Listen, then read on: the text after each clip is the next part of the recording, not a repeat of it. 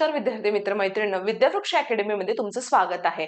आपण आतापर्यंत तुम्हाला सगळ्यांना माहिती असेल की कंबाईन ग्रुप बी आणि ग्रुप सी च्या दृष्टीने आपले पीवायक्यू सिरीज आपण घेतली आहे. त्याच्यामध्ये आपण 2022-23 चे प्रिलिम्सचे क्वेश्चन्स पेपर घेतले आणि मेन्सचे सुद्धा घेतले, ज्याच्या दृष्टीकोनातून तुमचा पीवायक्यूचा जो अनालिसिसचा जो एक वे आहे तो डेव्हलप व्हावा, म्हणजे एक अप्रोच डेव्हलप व्हावा, त्या दृष्टीकोनातून तुम्हाला त्याचा जास्तीत जास्त येणाऱ्या कंबाईनच्या एक्झाम मध्ये जी नोव्हेंबरमध्ये आपली होणार आहे त्याच्यासाठी तुम्हाला फायदा व्हावा.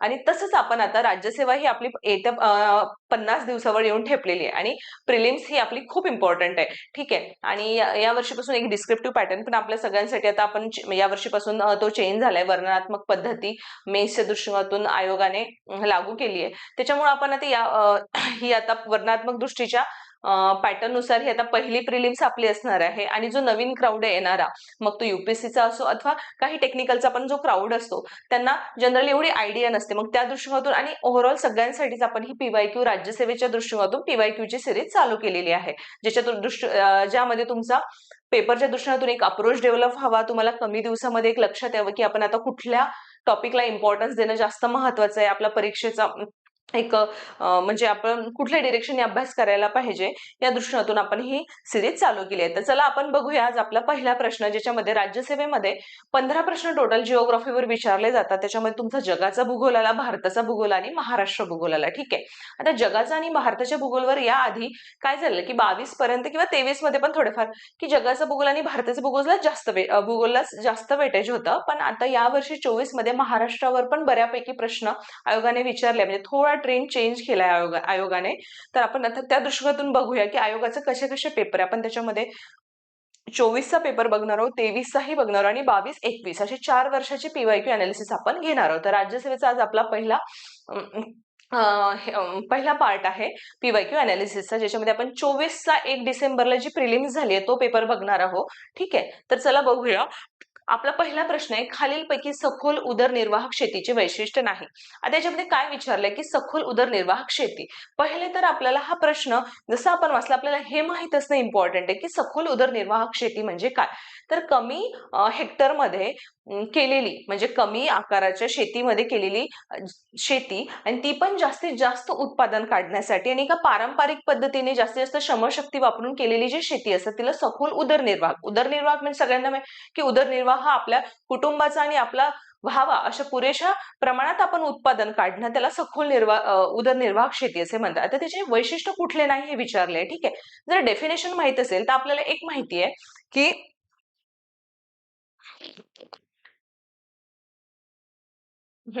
आता पहिलं काय आहे वैशिष्ट्य की सखोल लागवड. बरोबर आहे का. तर हो, याचं वैशिष्ट्य आहे सखोल लागवड. सखोल उदर शब्दच आहे की सखोल उदरनिर्वाहक शेती म्हणजे सखोल लागवड त्याच्यामध्ये ऑफकोर्स येणारच आहे. ठीक आहे. मग हे करेक्ट आहे. मग दुसरं काय, शेतीला पशुपालन पूरक व्यवसाय, तर हे पण ऑप्शन करेक्ट आहे. तर कसं करेक्ट आहे की उदरनिर्वाहक शेती, मग शेतीबरोबरच पशुपालन हा व्यवसाय एक जोड व्यवसाय झाला, ज्याच्यामुळे उदरनिर्वाहाला पण मदत होईल आणि जास्तीत जास्त म्हणजे उत्पन्न पण म्हणता येईल आणि एक उदरनिर्वाहासाठी हेल्प होईल. सगळ्यात महत्वाचं हे, तर ते पण ऑप्शन बरोबर आहे. ठीक आहे. आणि तिसरं आहे शेतीचा विस्तीर्ण आकार. आता बघा, सखोल उदरनिर्वाहक शेतीची डेफिनेशनच ही आहे की कमीत कमी याच्यामध्ये जास्तीत जास्त उत्पादन, म्हणजे कमीत कमी क्षेत्रफळामध्ये किंवा हेक्टरमध्ये जास्तीत जास्त उत्पादन घेणे. मग विस्तीर्ण आकार असणार आहे का, झालं इथेच संपला तुमचा विषय. वैशिष्ट्य नाही विचारलंय, विस्तीर्ण आकार नसणार आहे ऑफकोर्स, कमीच आकार असणार आहे. इथे विस्तीर्ण विस्तीर्ण म्हणजे मोठा, मग ह्या आन्सर हे ऑप्शन रॉंग आहे. आणि दर हेक्टरी कमाल उत्पादन हे पण करेक्ट आहे की दर हेक्टरी जास्तीत जास्त उत्पादन घेणं, म्हणजे एकच त्याचा आन्सर असणार आहे फक्त सी. तर सी म्हणजे शेतीचा विस्तीर्ण आकार हे त्याचे वैशिष्ट्य नाही. तर असे प्रश्न भारताचा कृषी हा जो चॅप्टर आहे त्याच्यामधून कव्हर होतात. याच्या आधी पण आयोगाने शेतीविषयक म्हणा किंवा काही काही असं उत्पादन विचारतात, कुठल्या राज्यामध्ये गहू वगैरे असतं ना, ज्वारी वगैरे, त्याचं की कुठल्या राज्याचा कुठला क्रमांक येतो. नंतर कधी कधी जोड्या विचारतात की कुठल्या म्हशींचे वगैरे, तुम्हाला माहिती आहे हरियाणा वगैरे, तिथे हरियाणा झालं, उत्तर प्रदेश झालं, गुजरातमध्ये जे गीर गाय वगैरे आपण म्हणतो, गाय किंवा म्हशींचे प्रकार, त्याच्या जोड्या विचारतात. ते आता आपण येणाऱ्या पीवायक्यू मध्ये लक्षातच येईल की शेती ह्या टॉपिकवर कुठल्या वेगवेगळ्या टाईपने प्रश्न येतात. तर एक हे लक्षात ठेवा की शेतीच्या डेफिनेशन सखोल शेती आहे. नंतर अजून बाकीचे जे आहे शेती या चॅप्टर मधून तुम्हाला लक्षात येईल आणि पीवायक्यू अनालिसिस मधून पण लक्षात येईल की आपल्याला कुठल्या कुठल्या टॉपिकवर आपला फोकस वाढवायचा आहे. ठीक आहे. आता पुढचा प्रश्न बघूया. खालीलपैकी कोणत्या नागरी वस्तीचा आकृतिबंध नाही? आता इथे नागरी वस्तीबद्दल विचारलंय. बघा, मी तुम्हाला त्या दिवशी कंबाईनचं पीवायक्यू अनालिसिस घेताना पण सांगितलं होतं, की हे जे टॉपिक आहेत ना, नागरी वस्ती, शहरीकरण झालं, स्थलांतरण झालं, हे लोकसंख्या चॅप्टरचाच एक भाग आहे. ठीक आहे. याच्यावर प्रश्न हमखास प्रत्येक परीक्षेला असतो. बघा, आलाय राज्यसेवेमध्ये पण आहे, जनगणनेवर पण असतो, आदिवासी वस्तींवर असतो, त्याच्या जमाती कुठल्या राज्यामध्ये कुठल्या जमाती आढळते याच्यावर हमखास प्रश्न असतो. एक तो चॅप्टर जर तुम्ही त्यातले सगळे सब टॉपिक कव्हर केले ना, तुम्हाला एकूण एक प्रश्नाचं उत्तर मिळतं. म्हणजे तुम्ही तुमचे तिथे मार्क्स जात नाही. हाच आपल्याला पीवायक्यू अनालिसिसचा फायदा होतो आणि म्हणूनच ही सिरीज आपण स्टार्ट केली आहे. मग ती कंबाईनची असो अथवा राज्यसेवेची असो. बघा, नागरी वस्ती विचारली. आता नागरी वस्तीमध्ये पहिलं काय म्हणलं, की बुद्धिबळाच्या पटासारखा आकार. तो हो, नागरी वस्तीमध्ये आपल्याला बुद्धिबळाचा पट कसा असतो, असा असतो. अशा टाईपची घरे बघायला मिळतात का? तर हो, बघायला मिळतात. अशा रचना असतात, काही घरे अशी असतात. तर हे करेक्ट आहे. ठीक आहे. दुसरं आहे वर्तुळाकृती. बघा, वर्तुळाकृती म्हणजे आता इथे एक नदी आहे समजा, नदीच्या भोवताल वस्ती असते का? तर हो, बरोबर आहे. एखादा स्क्वेअर असतो, चौक असतो, त्याच्या भोवताल वस्ती असते, ते पण आहे. ते हे पण करेक्ट आहे. विस्कळीत नंतर बघूया. तर बघूया रेषाकृती. रेषाकृती म्हणजे असं आणि इथे घरे. तर हो, हे पण आपल्याला बघायला मिळतं नागरी वस्तीमध्ये, की इथे मध्ये रोड गेलेला आहे, एखादा मार्ग गेलेला आहे आणि आजूबाजूला घरे आहे. ठीक आहे. मग हे पण एक करेक्ट आन्सर. मग राहिलं फक्त विस्कळीत. तर सगळ्यांना माहिती आहे, की शहरामध्ये मोठ्या मोठ्या नगरांमध्ये विस्कळीत नागरी वस्ती असते का? नाही. म्हणजे कुठेही कसेही घर असतात का? नाही. इझी होतं ते, एकदम इझी होतं ते. याचं आन्सर रॉंग आहे, म्हणजे विचारलंय नाही. तर हे आन्सर त्याच्या दृष्टिकोनातून करेक्ट होतं. ठीक आहे. म्हणजे हा प्रकार आपल्याला तिथे बघायला मिळत नाही. चला बघूया प्रश्न. देश विचारले वेगवेगळे, सॉरी, देश दिले वेगवेगळे आणि त्याच्यातले जे राष्ट्रीय उद्याने आहे ते दिलेले आहे. ठीक आहे. आता त्याच्यामध्ये काय दिलंय, की आपण जेव्हा कंबाईनचं पण बघत होतो तेव्हा वेगवेगळे शहर, आपण ग्रुप बी मेन्स बघितलं त्याचे 2024 ला वेगवेगळे शहर आणि त्यातले राष्ट्रीय उद्याने दिले होते. तसं आता इथे ते जगाच्या दृष्टिकोनातून दिलंय, की देश दिले आणि राष्ट्रीय उद्यान दिले. आता सगळ्यांना माहिती आहे, की भारतामध्ये जिम कार्पेट आहे. ठीक आहे. त्याच्यावरून आन्सर निघते का बघूया. एकचं 2 ऑप्शन मध्ये आहे, म्हणजे आता 2 मध्ये आपल्याला बघावं लागेल. आता सगळ्यांना माहितीये, की आपण जेव्हा जगाच्या भूगोलाचा अभ्यास करतो ना, त्याच्यातली वेगवेगळी भूरूपे किंवा कुठे कुठलं स्ट्रक्चर आढळतं, हे सगळ्या मग ते कुठल्या देशामध्ये आढळतं. तर ग्रेट बॅरियर रीफ सगळ्यांना माहितीये कुठे आहे, ऑस्ट्रेलियामध्ये आहे. ठीक आहे. मग हे याच्यावरून मिळतं का बघूया. नाही, 2 ऑप्शन मध्ये, म्हणजे हे सेमच ऑप्शन आहे त्याच्या दोन्ही याच्यात. आता फक्त 2 मधून शोधायचंय. युएस मध्ये सगळ्यांना माहिती ग्रँड कॅनियन ही युएसए मध्ये आढळते. त्याच्यावरून मिळतं का बघूया. थर्ड याचं ऑप्शन 2. हो, याच्यात आहे का? नाही. म्हणजे हे त्याचं करेक्ट आन्सरच नाही. म्हणजे इक्वेडोर जे आहे ते गालापागोस मध्ये आहे. म्हणजे तुम्हाला इथे एक माहित होतं तरी आन्सर मिळालं नाही, 2 माहित होतं तरी नाही, तिसरं कन्फर्म माहित पाहिजे होतं. म्हणजे कधी कधी आयोग आपल्याला अशाही सिच्युएशन मध्ये टाकतं. कधी कधी एकच याच्यावरून आन्सर मिळून जातं. कधी कधी 2 माहित असेल तरी मिळत नाही. तिसरं माहितच पाहिजे. मग अशा वेळेस आपल्याला आपल्या अभ्यासाची डेप्थ वाढवणं जास्त गरजेचं असतं. ठीक आहे. आता पुढचं बघूया आपण. हं. हेत्वने प्रमुख जलसिंचन योजना आपल्याला इथे विचारली आहे. आता बघा, जलसिंचन योजना ह्या जनरली कंबाईन मध्ये आधी विचारल्या जायच्या. म्हणजे तुम्ही पीवायक्यू जरी उघडून बघितले ना, त्याच्यामध्ये दिसतं तुम्हाला 21-22 मध्ये, की विचारलंय जलसिंचन योजना. आता त्यांनी राज्यसेवेमध्ये विचारणं हे अनएक्सपेक्टेड होतं, पण यावर्षी आयोगाने विचारलं. म्हणजे कधी कधी काय होतं, की तुम्ही कंबाईनचा जरी अभ्यास केला तर तुम्हाला राज्यसेवेला पण फायदा होतो, नाही का?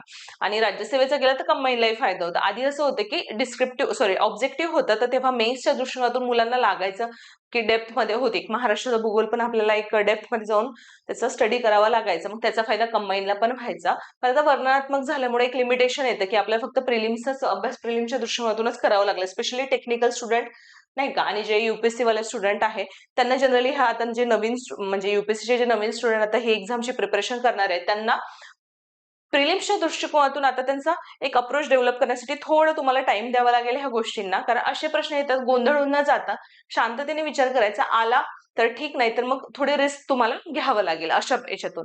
किंवा मग पीवायक्यू अनालिसिस जरी केलं आणि ते वाचून गेलं, इन केस तुम्हाला पुढच्या वेळेस तो आलाच तर मग तुमचाच फायदा आहे त्याच्यामध्ये. ठीक आहे. आता बघूया. तर हेत्वाने ही रायगडची जलसिंचन योजना आहे. ते तुम्हाला महाराष्ट्राचे जलसिंचन जेव्हा भूगोल आपण बघतो, महाराष्ट्राचा भूगोल, तेव्हा जलसिंचन हा जो चॅप्टर आहे त्याच्यामध्ये तुम्हाला प्रत्येक जिल्हा आणि कुठल्या जिल्ह्यातली कुठली योजना आहे हे दिलेलं असतं. ठीक आहे. तर हे पेन येथे आहे आणि भोगावती नदीवर आहे. ठीक आहे. आता पुढचा प्रश्न. आता खालीलपैकी कोणता खडक हा जलजन्य खडकाचा सॉरी खालीलपैकी कोणता हा जलजन्य खडकाचा गुणधर्म नाही. मी तुम्हाला जेव्हा ग्रुप बी चा आपण पीवायक्यू अनालिसिस बघत होतो त्याच्यामध्ये आपण बघितलं की खडकाचे कुठले कुठले प्रकार आहे. अग्निजन्य सांगितलं मी तुम्हाला, रूपांतरित, स्तरित सांगितलं. ठीक आहे. मग आता याच्यामध्ये खडक प्रणाली जो चॅप्टर येतो जेव्हा आपण भारताचा किंवा जगाच्या भूगोलाचा अभ्यास करतो तेव्हा खडक प्रणाली चॅप्टर मध्ये हे आपल्याला बघायला मिळतं. मग त्याच्यामध्ये बरेच अजून बऱ्याचशा गोष्टी आहेत ज्या की तुम्हाला राज्यसेवेचा अभ्यास करताना लक्षात येईल. जलजन्य विचारलंय. आता अग्निजन्य खडक म्हणजे काय सगळ्यांना माहिती की ज्वालामुखीचा उद्रेक झाल्यानंतर जो शिलारस बाहेर पडतो मग तो थंड झाल्यावर जो खडकांची एक रचना तयार होते जो खडक तयार होतो त्याला अग्निजन्य खडक म्हणतात. आणि त्याच अग्निजन्य खडकाचे झीज किंवा अपक्षरण होऊन, आता झीज कशामुळे होतं, ऊन, वारा, पाऊस या नैसर्गिक कारकांमुळे खडकांची झीज होते. मग ती झीज झाल्यानंतर तो जो एक स्फटिक म्हणजे जे कण म्हणजे स्फटिक किंवा कण मिळून एक पाण्याच्या प्रेशरमुळे जो एक दगड तयार होतो त्याला जलजन्य खडक असे म्हणते, पाण्याच्या प्रेशरमुळे. ठीक आहे. मग आता त्याचे वैशिष्ट्य आपल्याला विचारले तर वैशिष्ट्यामध्ये काय दिले की एकाच खडकाच्या थरात अनेक आकाराचे कण संघटित झालेले असते. ऑफकोर्स झीज होते ना, झीज झाल्यानंतर जे कण वेगवेगळे होऊन त्याच्यानंतर एक जो दगड तयार होतो तो पण पाण्याच्या प्रेशरमुळे, त्याला जलजन्य खडक असे म्हणतात. ठीक आहे. मग त्याच्यामध्ये अनेक कण संघटित होऊनच तो तयार झालाय ना, मग हे स्टेटमेंट बरोबर असणार आहे. तिथे गुणधर्म नाही हे विचारलंय. हे नेहमी तुम्हाला हे एवढं इम्पॉर्टंट आहे. कधी कधी काय होतं आपण फ्लो मध्ये आपल्याला येते म्हणून लक्ष देत नाही की आपल्याला बरोबर विचारले की चूक विचारले. कधी कधी चूक विचारली असं आपण बरोबर काय हे ऑप्शन टिक करून येतो, नंतर रिग्रेट होतं. याच्यावर पण लक्ष ठेवत चला की विचारलं नेमकं आपल्याला काय आहे आयोगाने. ठीक आहे. दुसरं स्टेटमेंट आहे खडक अवाढव्य आकाराचे असून कठीण असतात. नाही, हे खडक अवाढव्य आकाराचे नसतात. स्फटिकांमध्ये स्फटिक म्हणजे कण तयार होऊन नंतर स्फटिकांमध्ये म्हणजे आकार त्याचा एक छोट्या प्रकारचा, छोटा किंवा एक मध्यम स्वरूपाचा आकार असतो आणि कठीण तर बिलकुल नसतात. ते मऊ असतात. ठीक आहे. मग हे स्टेटमेंट त्याचं रॉंग आहे. खडकात प्रामुख्याने जीवाश्म आढळतात. ऑफकोर्स वेगवेगळ्या कणांपासून जेव्हा त्याचं एकत्रीकरण होतं त्याच्यामध्ये अनेक जीवाश्म, जेव्हा झीज होते पाण्याचा प्रवाह येतो आणि अनेक जीवाश्म एकत्र येत असणार त्याच्यामध्ये जीवाशेष तर आढळणारच आहे. ठीक आहे. हे पण स्टेटमेंट करेक्ट आहे. खडक मृदू असतात. आता सांगितलं मी तुम्हाला मृदू असतात त्यामुळे त्यांची झीज लवकर होते. हो, मृदू असतात. बरोबर आहे. मग याचं करेक्ट आन्सर हे आहे की हा गुणधर्म नाही. बाकीचे तीनही जलजन्य खडकाचे गुणधर्म आहे. आता पुढील प्रश्न. भारतातील जनगणना वर्ष व मृत्यू दर यांच्या जोड्या लावा. आता याच्यामध्ये एकदम इझी आहे की सगळ्यांना माहिती आहे की ऍज कम्पेअर टू आज म्हणजे 2000 आता 25 जरी चालू असलं तरी आपली लास्ट जनगणना 2011 झाली आहे. त्याच्याही आधी आपण जेव्हा 1971, 81 वगैरे बघतो तेव्हा मृत्यूचे प्रमाण हे जास्त होते आतापेक्षा. कारण सगळ्यांना कारण माहिती आहे की अशिक्षितपणा म्हणजे साक्षरतेचं प्रमाण कमी होतं, आरोग्याच्या सोयी सुविधा उपलब्ध नव्हत्या, अस्वच्छता होती. ठीक आहे. मग ह्या सगळ्या गोष्टी तेव्हा कारणीभूत होत्या त्या लोकसंख्या वाढण्याच्या मागे पण आणि मृत्यूदर जास्त असण्याच्या मागे पण. ठीक आहे. मग सॉरी, लोकसंख्या वाढणे नाही, मृत्यूदर जास्त असण्याच्या मागे ह्या गोष्टी रिस्पॉन्सिबल होत्या. ठीक आहे. मग आता इथे साधं सरळ काय विचारलंय त्यांनी की मृत्यूदर. मग आता सगळ्यांना माहिती आहे की 81चा मृत्यूदर ऑफकोर्स जास्त असणार ऍज कम्पेअर टू 2011 पेक्षा. तेव्हाच लोकसंख्या वाढत वाढत आली ना आपली, सगळ्यांना माहिती आहे. नाहीतर लोकसंख्या कमी झाली असती मृत्यूदर अजूनही जास्त असता तर. मग 81 त्याच्यानंतर 91चा त्याच्यापेक्षा कमीच असणार आहे आणि त्याच्यापेक्षा 2001चा कमी असणार आहे. सरळ सरळ आन्सर निघत होता. पाठ जरी नसलं तरी एक आपला कॉमन सेन्स आहे, जेव्हा आपण एखादा चॅप्टर बघतो पूर्ण वाचतो आपल्याला एक लक्षात येतं की थोडी लिंक असते कुठे ना कुठे. ठीक आहे. विभाजनाचे वर्ष वगैरे सगळ्यांना माहितच होतं 1921 होतं कारण तो एकदम खूप जास्त प्रमाणात प्लेग वगैरे आलेल्यामुळं मृत्यूचे प्रमाण हे खूप जास्त होते म्हणून संख्या फार घटली होती. ठीक आहे. पण नंतर त्याच्यानंतर लोकसंख्या वाढली. मग मृत्यूचं प्रमाण होतं जास्त पण त्या प्रमाणात लोकसंख्या भयंकर प्रमाणात वाढली. पण आता अजूनच कमी झालंय. मग आता आपल्या लोकसंख्या वाढण्याचे प्रमाण पण आता कमी झालंय कारण लोकांमध्ये एवढी अवेअरनेस आली आहे. ठीक आहे. पण ऍज कम्पेअर टू तेव्हापेक्षा आता मृत्यूदराचं प्रमाण कमीच आहे कारण आरोग्याच्या सोयी सुविधा तेवढ्या जास्त प्रमाणात उपलब्ध झाल्या आहे म्हणून. आता पुढील प्रश्न. विखुरलेल्या वस्तीची खालीलप्रमाणे वैशिष्ट्ये आहे. आता बघा, विखुरलेल्या वस्त्या सगळ्यांना माहिती आहे कुठल्या रिजन मध्ये आपल्याला जास्तीत जास्त बघायला मिळते. डोंगराळ प्रदेशमध्ये आपण आता हे डोंगर आहे तिथे आपल्याला माहिती आहे की अशा लांब लांब वस्ती आपल्याला विखुरलेल्या वस्ती बघायला मिळतात. ठीक आहे. अशी घरं आपल्याला बघायला मिळतात. ठीक आहे. तर काय आहे, डोंगराळ भागात गवताळ प्रदेश, दाट जंगलाचा प्रदेश, येथे प्राकृतिक व पर्यावरणीय प्रतिकूलतेमुळे विखुरलेली वस्ती आढळते. ऑफकोर्स बरोबर आहे, सगळ्यांना माहितीये कुठल्या रिजन मध्ये आढळते. या वसाहतीमध्ये घरांची रचना ही एकाकी स्वरूपाची असते. ऑफकोर्स एकाकी म्हणजे एक एकटे असे लांब लांब लांब. एक एक ठीक आहे, एकाकी, हे पण बरोबर आहे. आता याच्यामध्ये नदी, डोंगर रांगा, रस्ते, रेल्वे वांगे इत्यादीमुळे घराचे समूह परस्परांपासून दूर अंतरावर असतात. नाही, असं काही नाही की रस्ते, रेल्वे मार्ग असं नाही. समूह दूर दूर नसतात, हे स्टेटमेंट रॉंग आहे. मैदानी भागात तसेच सुपीक पृथ्वीच्या भागात भारतात या वसाहती आढळतात. नाही, बिलकुल नाही. मैदानी भागामध्ये तुम्हाला सगळ्यांना माहिती की मैदानी भागामध्ये आता जे मैदानी रिजन आहे, म्हणजे जिथे गंगा, ब्रह्मपुत्रा यांचे मैदानी किंवा आपला गोदावरीचा जो पट्टा आहे, इथे सगळ्यांना माहिती, इथे विखुरलेल्या वस्ती थोडी आढळतात. तिथे सुपीक प्रदेश आहे, शेती आहे, मोठ्या प्रमाणात व्यवसाय उपलब्ध आहे, तिथे दाट वस्ती आढळते. म्हणून हे पण ऑप्शन रॉंग आहे. म्हणून याचं जे करेक्ट आन्सर आहे ते आहे फक्त ए आणि बी. ठीक आहे. बघा, एकच टॉपिक आहे, नागरी वस्ती विचारलं, त्याच्यामध्ये विखुरलेल्या वस्ती म्हणजे वस्त्यांचे प्रकार, मग त्या कुठे आढळतात, म्हणजे एकाच चॅप्टरवरून आपल्या जनगणनेचंही मध्ये आलं. ठीक आहे, म्हणजे 3 प्रश्न आपल्याला मिळाले. आता खालीलपैकी कोणती सिंधूची उपनदी नाही? बघा, आता याच्यामध्ये हा झाला भारताची नदी प्रणालीवरचा प्रश्न. ठीक आहे, त्याच्यामध्ये सिंधू, गंगा, ब्रह्मपुत्रा या 3 महत्वाच्या नद्या आपल्याला, आपण जेव्हा भारताची नदी प्रणाली अभ्यासतो त्याच्यामध्ये बघायला मिळतात. त्याच्यामध्ये आता बघा, चिनाब, बियास, सोन आणि रावी. आता सगळ्यांना हे माहित असायला पाहिजे की सिंधू नदीचा उगम जो आहे तो मानसरोवर तिबेट येथे होतो, आणि मग तिचा, आता समजा हा भारत आहे, इथून मानसरोवर तिबेट मधून तिचा उगम होतो. ठीक आहे. आता उगम जेव्हा होतो तेव्हा आता तिला कुठल्या कुठल्या नद्या जाऊन मिळते? सगळ्यांना माहिती आहे की तिला कुठल्या म्हणजे ज्या नद्या आहे आणि तिच्या कुठल्या कुठल्या उपनद्या आहेत ते पण सगळ्यांना माहिती आहे. तर झेलम, चिनाब, रावी, बियास आणि लास्ट मध्ये आहे सतलज. ठीक आहे. ह्या सगळ्या झाल्या सिंधूच्या उपनद्या. ठीक आहे. आणि ह्या सगळ्या ज्या नद्या आहेत त्या मिठानकोट येथे एकत्र येतात. ठीक आहे. आता याच्यामध्ये फक्त सोन, सोन ही जी नदी आहे ही सिंधूची उपनदी नाही आहे, तर सोन ही गंगेची उपनदी आहे. ठीक आहे, हे लक्षात ठेवा. आणि ती पण उजवीकडे, उजव्या बाजूची तिची उपनदी आहे सोन. तर हे लक्षात असू द्या. आणि सिंधूच्या पण उपनद्या कंपल्सरी लक्षात ठेवा. जेव्हा तुम्ही भारताचे नदी प्रणाली हा चॅप्टर व्यवस्थित करा, त्याच्यावर दरवर्षी प्रश्न असतात. सिंधू नदी प्रणाली ब्रह्मपुत्रा कुठनं उगम आहे, नंतर कुठपर्यंत आहे, नंतर कुठल्या राज्यातून जाते, नंतर बिहारचे दुखाशू वगैरे, कोसी वगैरे आपण हे जे बघतो नाही का, नाही नंतर तिस्ता वगैरे, तर ह्या सगळ्या नद्या व्यवस्थित अभ्यासा. स्पेशली आपण प्रिलिम साठी सांगतोय हे. ठीक आहे.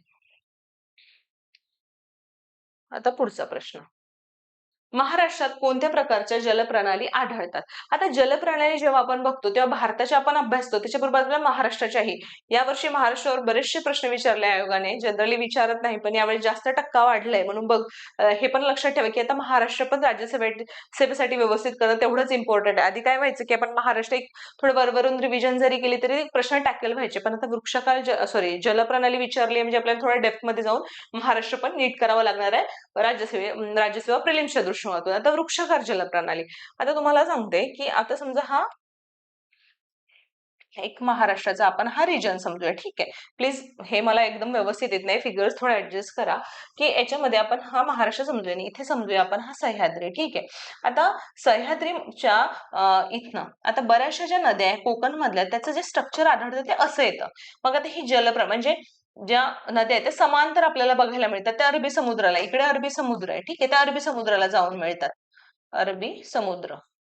मग ही कोणती नदी प्रणाली झाली? कारण त्या समान यांनी, म्हणजे ही अशी त्याच्यानंतर दुसरी लगेच, त्याला समांतर नदी प्रणाली असे म्हणतात. ठीक आहे. मग समांतर नदी प्रणाली महाराष्ट्रात आहे का? तर हे आन्सर त्याचं करेक्ट झालं. नंतर येतो गोदावरीचा भाग, भीमा आणि कृष्णा. तर गोदावरीच्या बऱ्याचशा उपनद्या आहे, त्याच्यानंतर अजून पुन्हा त्याच्या उपनद्या आहे. तर हा कोणता आकार झाला? हा वृक्षाकार झाला. मग वृक्षाकार पण आली. ठीक आहे. आणि महाराष्ट्रामध्ये तुम्ही पूर्व विदर्भाचा जर भाग बघितला जनरली, ठीक आहे, तर पूर्व विदर्भामध्ये काय असं एक फिक्स स्ट्रक्चर नाहीये नद्याचं, म्हणजे एक अनिश्चित स्ट्रक्चर आहे. ठीक आहे, तर मग अनिश्चित पण आढळतं. ठीक आहे. आता जाळीदारचा सीन काय आहे? जाळीदार नदी प्रणालीचा, की जाळीदार नदी प्रणाली ही फक्त नर्मदा आणि सोन नदी वगैरे जे आहे ते, पण सोन महाराष्ट्रात येत नाही. नर्मदेचा 54 किलोमीटरचाच एरिया फक्त नर्मदा महाराष्ट्रासोबत शेअर करते ना. नर्मदेचं जे आहे, नर्मदा नदी ही जाळीदार नदी प्रणाली त्याची तयार होते, म्हणून हे पण ऑप्शन करेक्ट येईल, कारण नर्मदा सुद्धा 54 किलोमीटरचा रिजन आपल्या महाराष्ट्रामध्ये शेअर करते, म्हणून याचा करेक्ट आन्सर वरील सर्व हे असणार आहे. ठीक आहे. आता पुढील प्रश्न. खालील विधानांचा विचार करून योग्य पर्याय निवडा. सन 2021च्या अंतिम जनगणनेनुसार महाराष्ट्रात लोकसंख्येची सर्वात जास्त घनता मुंबई उपनगर जिल्ह्याची होती. करेक्ट. सगळ्यांना माहिती आहे 2000 जनगणना चॅप्टर जेव्हा आपण त्याचा स्टडी करतो तेव्हा सगळ्यांना माहिती आहे, आपण बघतो की महाराष्ट्रातील सगळ्यात जास्त लोकसंख्या कुठल्या शहराची आहे. जेव्हा महाराष्ट्राचं बघतो आणि भारताचं बघतो तेव्हा राज्य वगैरे सगळं बघतो आणि त्याच्यातून शहरं पण बघतो. ठीक आहे. तर हे महाराष्ट्र दृष्टिकोनातून विचारलं तर हे करेक्ट आहे. नंतर विचारलंय की 11च्या अंतिम जनगणनेनुसार महाराष्ट्रात लोकसंख्येच्या घनतेमध्ये कोल्हापूर जिल्ह्याचा 5वा क्रमांक, हे पण करेक्ट आहे, कारण नंबर 1 ला येतं मुंबई उपनगर लोकसंख्येच्या बाबतीत. नंबर 2 ला येतं मुंबई शहर. ठीक आहे. 3rd ला येतं ठाणे. 4th ला येतं पुणे आणि 5th ला येतं कोल्हापूर. हे पण स्टेटमेंट करेक्ट आहे. तर हे पण लक्षात ठेवा. जनगणना चॅप्टर पण खूप व्यवस्थित करा, मग ते महाराष्ट्राची असो अथवा भारताची असो, दोन्ही पण व्यवस्थित करा. सॉरी याचा करेक्ट आन्सर मग त्याच्यामुळे असणार आहे विधान दोन्हीही बरोबर आहे, ऑप्शन नंबर 4. ठीक आहे. आता 26 नंबरचा प्रश्न बघूया. खालीलपैकी कोणते विधान चुकीचे आहे? अरबी समुद्रात लक्षद्वीप बेट समूह आहे का? हो, सगळ्यांना माहिती आहे. आपण जेव्हा मॅपचा अभ्यास करतो, मॅपनी आपण आपल्या भारताचा भूगोलाचा अभ्यास करतो, आपल्याला माहिती की अरबी समुद्रामध्येच लक्षद्वीप आढळते, म्हणजे लक्षद्वीपाचे जे स्थान आहे ते अरबी समुद्रामध्येच आहे. त्याच्यामुळे हा पण ऑप्शन करेक्ट आहे. भारताची सागरी सरहद्द किनारपट्टीपासून 12 नॉटिकल माईल. मी तुम्हाला त्या दिवशी सांगितलं होतं बघा, की आपली हा प्रश्न आहे, स्टेटमेंट रिपीट आहे. ग्रुप बी की ग्रुप सी प्रिलिम्स किंवा मेन्स अनालिसिस मध्ये आपण हे बघितलंय. आता 1 नॉटिकल माईल म्हणजे किती होते हे पण सांगितलं होतं, 1.85 किलोमीटर. सॉरी, हे प्रिलिम्स मध्ये नाही, मी तुमचे भारताचे स्थान विस्तार घेतले तेव्हा सांगितलेले आहे तुम्हाला. आपला जो पहिला कंटेंटचा आपण पार्ट बघितला होता भारताचे स्थान विस्तार, मी हे त्याच्यामध्ये शिकवलंय बघा, त्यावर प्रश्न आहे. मी तुम्हाला जो कंटेंटचा भारताचे स्थान विस्तार असो अथवा तुमचं नंतर मी प्राकृतिक भूगोलामध्ये हिमालयन रेंज वगैरे, तुम्ही बघा मी तुम्हाला जे जे सांगितले त्यातून काही ना काही म्हणजे जे प्रश्न आले ते त्याच्यामध्ये आपल्या पोर्शन मधून कव्हर झालेलेच आहे. मी तुम्हाला तेच सांगते की जो कंटेंट मी तुम्हाला प्रोव्हाइड केलाय त्याच्या बाहेर तुमचा एकही प्रश्न जिओग्राफीच्या दृष्टिकोनातून जाणार नाही. ठीक आहे. आता बघा सेम विचारलेलं आहे. बंगालच्या उपसागरात अंदमान व निकोबार बेटे आहे, हे पण स्टेटमेंट करेक्ट आहे. भारताची पाकिस्तान व बांगलादेशाबरोबर भूसीमेची नैसर्गिक सरहद्द आहे, नाही. एक कॉमन सेन्स आहे, आपल्याला माहिती आहे आपण फाळणी आपली झालेली आहे, तर ती एक मानव निर्मित सरहद्द आहे, नैसर्गिक नाही. नैसर्गिक आपली श्रीलंकेसोबत आहे, अफगाणिस्तान सोबत आहे, इकडे म्यानमार आहे, इंडोनेशिया, त्यांच्यासोबत नैसर्गिक सरहद्द आहे. पाकिस्तान आणि बांगलादेश सोबत आपली मानव निर्मित सरहद्द आहे.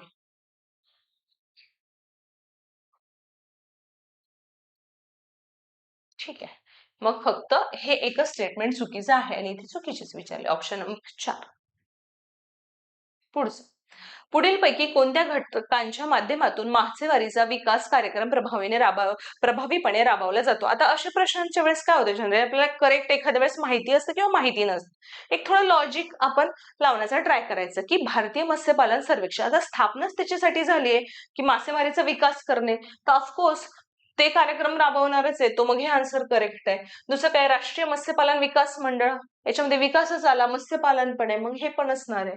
ठीक आहे. मासेमारी बंदरांचा विकास, तर ऑफकोर्स बंदरांचा विकास, मासेमारी बंदरांचा विकास करण्यासाठी करतोय, तर मासेमारी जास्तीत जास्त व्हावी या दृष्टिकोनातून, मग हे पण करेक्ट असणार आहे. फक्त मांस बाजारपेठ हे ऑप्शन नसणार आहे, मग याचं करेक्ट आन्सर आहे ए, बी आणि सी. हे असे प्रश्न थोडे लॉजिकनी सॉल्व्ह करायचा ट्राय करायचं. ठीक आहे. आता खाली दिलेल्या पर्यायातील संयुक्त संस्थेतील सर्वात लांब नदी कोणती? तर आता हे जे प्रश्न आहे हे आपण जेव्हा जगाच्या जी पर्वतरांगा वगैरे बघतो त्याच्यामध्ये पर्वतरांगा, मोठमोठे डोंगर, नंतर नदी वगैरे, त्याच्यात सर्वात लांब कुठली, नंतर पठारावरून कुठली नदी जाते, असे बरेचसे पीवायक्यू जरी तुम्ही बघितले त्यातून एक अंदाज येईल की जगाच्या दृष्टिकोनातून कुठल्या नद्या महत्वाच्या आहे, कुठले पर्वत महत्वाचे आहे, तर ते तुम्हाला एक आयडिया येऊन जाईल आणि त्या दृष्टिकोनातून ते वारंवार रिवाइज करा. त्याचं करेक्ट आन्सर मिसिसिपी नदी आहे आणि युएसए मध्ये आणि ती नॉर्थ अमेरिकेमध्ये तिचा उगम आहे, हे लक्षात ठेवा. ठीक आहे. मिसिसिपी नदी हे त्याचं करेक्ट आन्सर आहे. आता पुढचं, खालीलपैकी कोणती विधाने महाराष्ट्राच्या बाबतीमध्ये 2011च्या जनगणनेनुसार बरोबर आहे? लोकसंख्येत महाराष्ट्र देशात दुसरा क्रमांक आहे, बरोबर आहे. पहिला कुठला आहे? युपी, सेकंड महाराष्ट्र आणि थर्ड बिहार, सगळ्यांना माहिती आहे. ठीक आहे. मग हे करेक्ट आहे. घनता प्रति चौरस किलोमीटर 365 किलोमीटर. आता बघा, घनता विचारलाय, साक्षरता विचारलाय, लिंग गुणोत्तर 925 असं आपल्याला याच्यामध्ये विचारलेलं आहे. तर आपल्याला सगळ्यांना माहिती आहे की महाराष्ट्रीय घनता ही 365 स्क्वेअर किलोमीटर आहे. हे आन्सर बरोबर आहे. साक्षरता 82.91 आहे.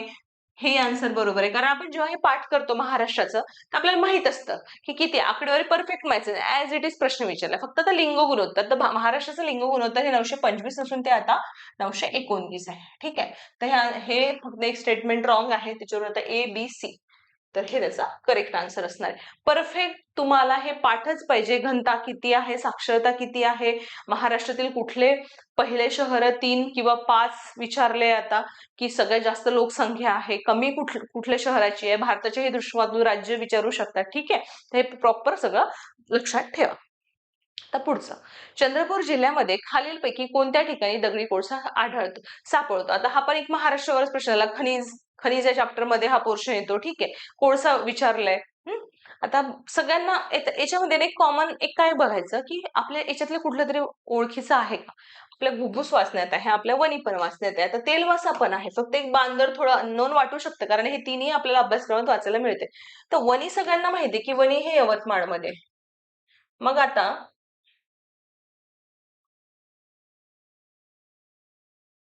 ठीक आहे. आता डी ऑप्शन कशात आहे? याच्यात आहे, हे गेलं. ठीक आहे. बाकी 3 राहणार. आता तेलवासा, घुग्गुस आणि बांदर हे चंद्रपूरमध्ये आहे. हे पण तेलवासा पण चंद्रपूरमध्ये आहे. मग बी आणि सी ऑप्शन आहे का? नाही. मग बी सी कशामध्ये? याच्यामध्येच आहे. म्हणजे हे त्याचं ए पण असणारच. कारण हे 2 आहे म्हटल्यानंतर 2 तर आहेच नाही ना याच्यामध्ये, फक्त हे सेपरेट दिले, मग ते तर आन्सर नसू शकते. म्हणून याचं ऑप्शन नंबर 1 तिन्ही पहिल्या नंबरचं. तर अशा प्रकारे आज आता आपली राज्यसेवेची जी 2024चे प्रिलिमचे जे प्रश्न होते, टोटल 15 प्रश्न होते, त्याचा आज आपण अनालिसिस बघणार आहोत. आणि उद्या आपण 2023च्या राज्यसेवेच्या पेपर्स अनालिसिस बघणार आहोत. तर तुम्ही हे व्यवस्थित बघा, पॉइंट नोट करा, कुठले कुठले चॅप्टर महत्वाचे आणि कुठल्या कुठल्या टॉपिकवर आयोगाने वारंवार प्रश्न विचारले, त्या दृष्टिकोनातून तुमची रिव्हिजन करा. धन्यवाद.